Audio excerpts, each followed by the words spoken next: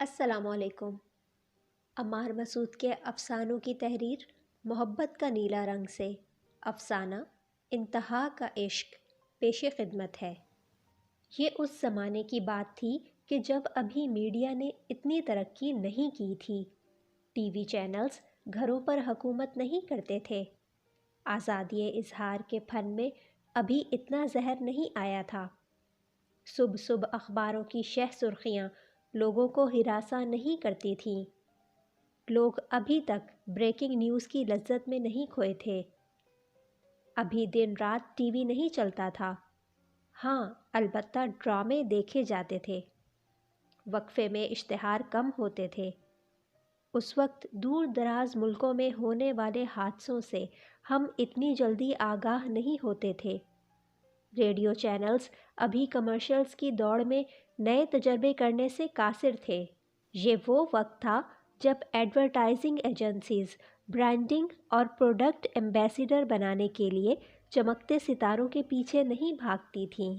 سڑکوں پر جگہ جگہ بڑی ہورڈنگز پر کم لباس ماڈلز کی تصویریں آویزاں نہیں ہوتی تھیں۔ اپنا مال بیچنے اور دوسروں کے مال کو کمتر ثابت کرنے کے کھیل میں ابھی سرمایہ دار اس شدت سے شامل نہیں ہوئے تھے۔ یہ وہ وقت تھا کہ جب لڑکیاں عشقیہ ناول پڑھتی تھیں۔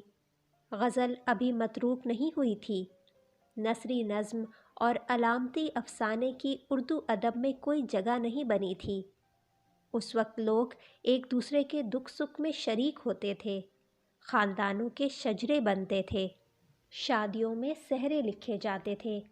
دوستیوں کا پاس ہوتا تھا۔ لوگ وطن سے محبت کرتے تھے۔ بڑی تحریکیں جنم لیتی تھیں۔ سحر خیزی بیشتر کا معمول تھا۔ مسجدیں صرف عبادت کے لیے استعمال ہوتی تھیں۔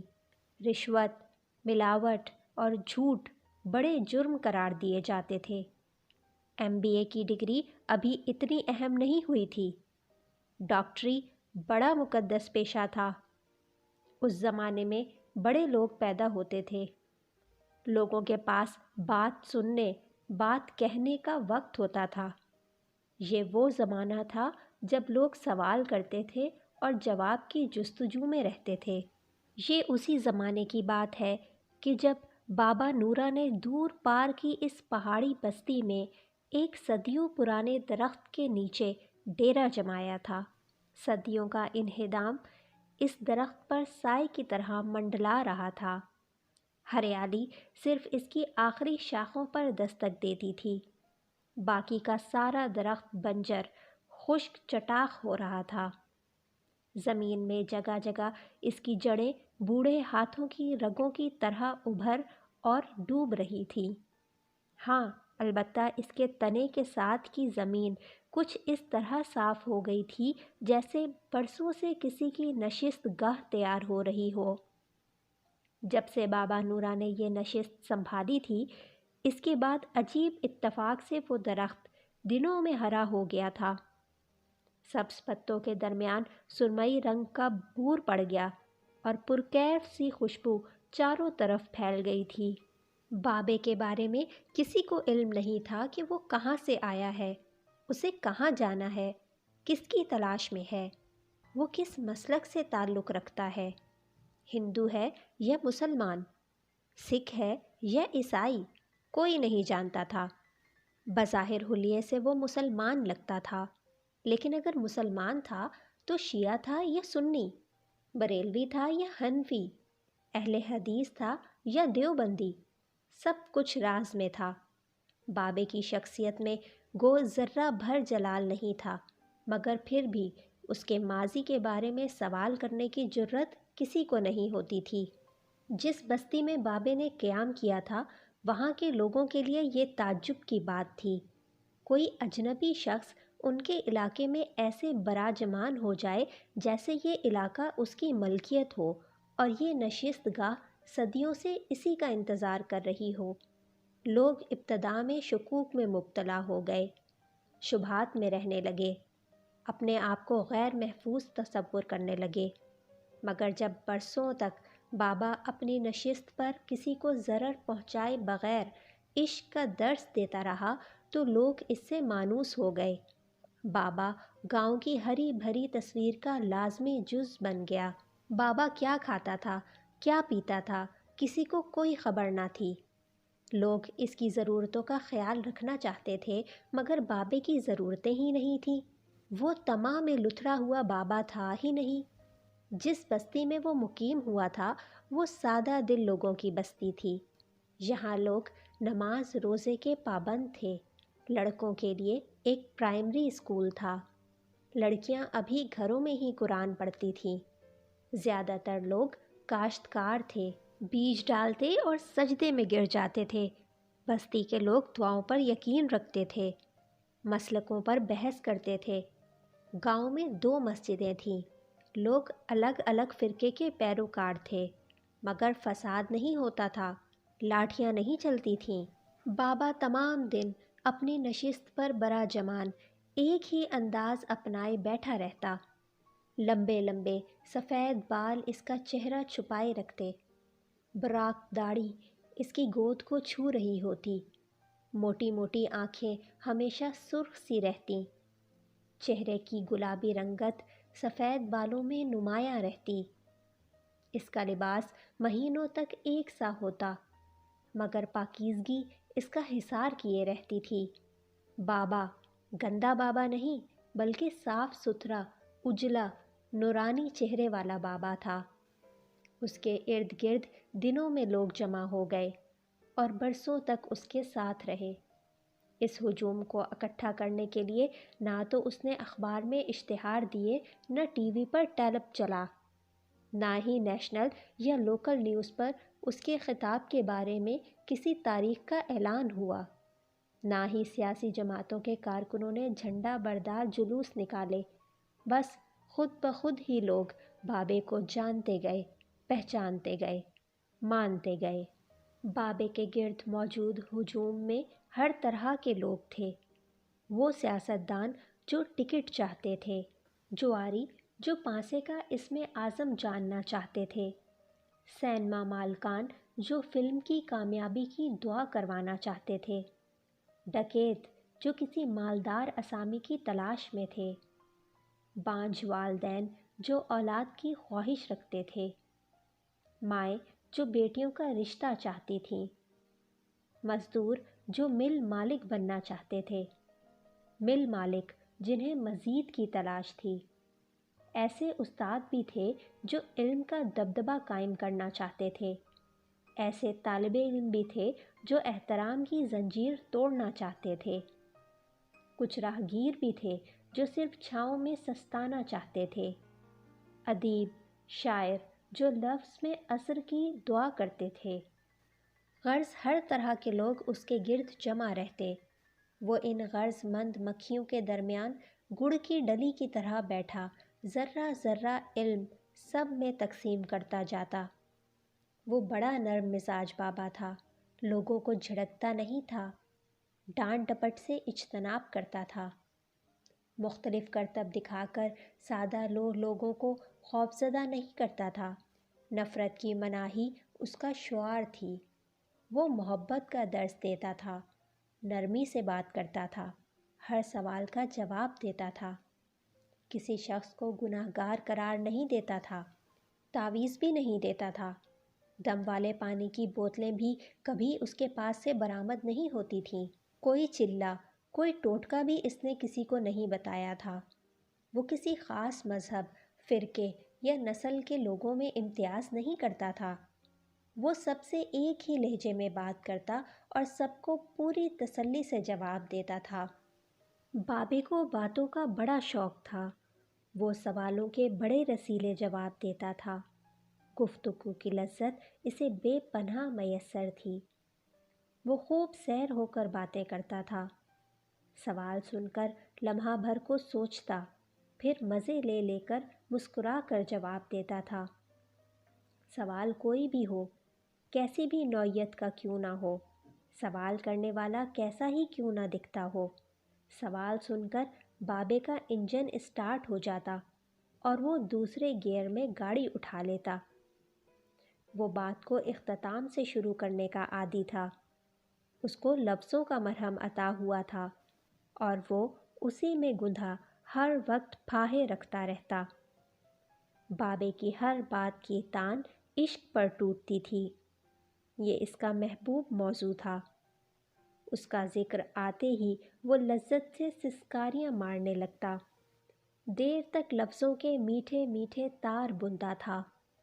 جب کبھی کوئی جواری اس سے ساد ہندسے یا ترپ کے پتے کا رنگ پوچھتا تو بابا دیر تک مسکراتا اور مزے لے لے کر کہتا، ساری بات عشق کی ہے، کسی ایک رنگ میں ڈھل جانے کی ہے، ڈوب کر ابھرنا پڑتا ہے، جس کی طلب ہوتی ہے اس جیسا بننا پڑتا ہے، تاش کی گڈی کو خوب پھینٹنا پڑتا ہے، اتنا کہ لمس کو ہر رنگ کی شناخت ہو جائے۔ پان کا یکا جب دل میں اترے گا تو سارا راز کھل جائے گا، ہر نمبر لگ جائے گا۔ بیٹا، تاش سے محبت کر، پانسے کی گوٹیوں سے عشق کر، کامیابی خود تیرا پتہ پوچھے، ابھی تیرے حصے کی بہت پیہ باقی ہے، خوب پھینٹ، دل لگا کے پیہ۔ جواری پیچھے ہٹتا تو ایک ماں سوال کی تشتری لے کر آگے بڑھتی، بوڑھی ہوتی بیٹی کی شادی کا سوال بابے کی گود میں ڈال دیتی۔ بابا مسکراتے ہوئے گیئر دوسرے میں اسٹارٹ ہو جاتا۔ اولاد کے مستقبل کی لکیر ماں باپ کے ہاتھ میں ہوتی ہے۔ تنبیہ، روک ٹوک، ڈانٹ پھٹکار اور نصیحت سے ہر بات نہیں بنتی۔ اولاد کے عشق میں گرفتار ہونا پڑتا ہے، ان کے زمانے کے سچ بھی ماننے پڑتے ہیں، کبھی کبھی ان کا ہم عمر بننا پڑتا ہے، اپنے بکھرے خوابوں کی گٹھڑی سمیٹ کر طاق میں رکھنا پڑتی ہے۔ کرنے دے اس کو اپنی مرضی سے شادی، تجھ سے بڑی لگنے لگی ہے اب، بات مان لے، اولاد کی رضا کا پاس کر۔ وہ پریشان خاطر ہو کر اٹھتی تو ایک موٹا سا سرمایہ دار اس کی جگہ سنبھال لیتا۔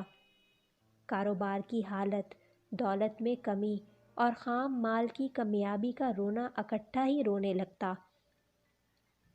بابا دیر تک مسکراتا، پھر دھیرے سے کہتا، مال جمع کرنے سے جمع نہیں ہوتا، لاکروں میں برکت نہیں پڑتی، دھن کو روشنی دکھا، سب روشن ہو جائے گا، دوسرے کے مال کو اپنا مت سمجھ، اپنے مال کو بھی اپنا مت سمجھ، طمع کے میل کو من سے دھو ڈال، نادار سے نیک سلوک کر، ان کا تیرے مال میں حصہ ہے، ان کو دے، بھر بھر برکت لے۔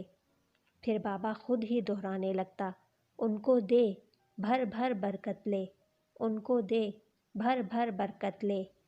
اتنے میں شہر کی نامی گرامی طوائف آگے بڑھتی، گاہکوں کی ناقدری، کوٹھے کی بے رونقی اور سرکاری اہلکاروں کی چیرہ دستیوں کا شکوہ کرتی۔ بابا گویا ہوتا، پیر کی تھاپ صحیح پڑے تو دھمک دل میں اتر جاتی ہے، رقص پیشہ بنا کر نہ کر، اس میں ڈوب جا، اسے کام مت سمجھ، مشقت کی طرح نہ کر، پہلے ہی پنچم نہ لگا دیا کر، آواز دھیمی رکھ، تجھ میں بڑی شکتی ہے، بس شہدوں کی طرح طاقت کے مظاہرے نہ کیا کر، استاد کو یاد رکھ، نرمی سے بات کیا کر اس سے، تیرا دل ملتفت نہیں تو کوئی مجبوری نہیں، بس اس کی عمر کا احترام کیا کر، پیٹی خود اٹھایا کر، سلام کیا کر، سکون مل جائے گا، کوٹھا بھر جائے گا، محفل جم جائے گی۔ پھر مولانا صورت ایک شخص ہاتھ میں تسبیح لیے، عطر میں بسی ہوئی شیروانی پہنے خدا کی تلاش کا سوال کرتا تو بابا بڑا خوش ہوتا، لہجے کو ریشمی بنا کر جواب دیتا، تماشا گر کبھی تماشائیوں کے ہجوم میں نہیں ملتا، اس کو تالی بجانے والوں اور نعرے لگانے والوں میں تلاش نہ کر، رب نمود کے شور میں نہیں ملتا، احسان جتانے والے خدا کو نہیں پا سکتے۔ اربوں لوگ اس زمین پر 3 وقت کی روٹی کھاتے ہیں، پانی پیتے ہیں، سانس لیتے ہیں، وہ تو ان پر احسان کی لات نہیں مارتا، اور تو چوک میں کھڑا ہو کر شوربے اور بوٹیوں کا ڈول پکڑ کر اعلان کر کے خیرات کرتا ہے۔ مان لے یہ سب تماشا ہوتا ہے، کرتب ہوتے ہیں، اور پھر تو لوگوں کو خدا سے ڈراتا بہت ہے، انہیں نماز روزے کے تالے میں قید رکھتا ہے۔ خدا تجھ سے ملنے قید خانے میں تو نہیں آئے گا، تجھے باہر نکلنا پڑے گا، یار کو منانا پڑے گا۔ راز کی بات راز میں رکھنے سے رازداں ملتا ہے۔ جب خدا سے دوستی ہوتی ہے تب وہ ہم کلام ہوتا ہے۔ شام سے پہلے جب کوئی محبوب کی جدائی کا سوال لے کر بابے کے حضور پیش ہوتا ہے تو وہ کہتا، دوسری سیڑھی چڑھ جا، پہلی پہ نہ بیٹھا رہ، جو روٹ گیا وہ روٹ گیا، جو مان رہا ہے اسے ہاتھ سے جانے نہ دے۔ یاد رکھ، سیڑھیوں میں بیٹھا شخص ہر اترتے چڑھتے کے لیے آزار ہوتا ہے۔ چلو مان لیا تیری محبت سچی تھی، مگر یہ مت بھول تیرا محبوب وسیلہ تھا۔ چھوٹے چھوٹے واقعات بھول جا، بڑے دائرے میں آ جا، رونا چھوڑ دے، ناز کر مقدر پر۔ بابا اس درخت کے نیچے بیٹھا برسوں لوگوں کو عشق کی تلقین کرتا رہا۔ اس کے بارے میں بستی کے لوگوں کی مختلف آراء تھیں۔ کچھ کہتے تھے کہ یہ سچا فقیر ہے، کچھ کا خیال تھا کہ یہ دھوکے باز ہے، جاسوس ہے، بہروپیہ ہے۔ کچھ کے مقدر اس سے مل کر کھل جاتے تھے، کچھ کی حالت ذرہ بھر نہ بدلتی تھی، مگر بابے کا درس جاری رہتا تھا۔ ہر موسم میں سوال جواب چلتے رہتے تھے۔ اس کی موجودگی کا یوں تو بستی کو بہت فائدہ تھا، مگر مسجدوں کا کاروبار بڑی حد تک ٹھپ ہو گیا تھا۔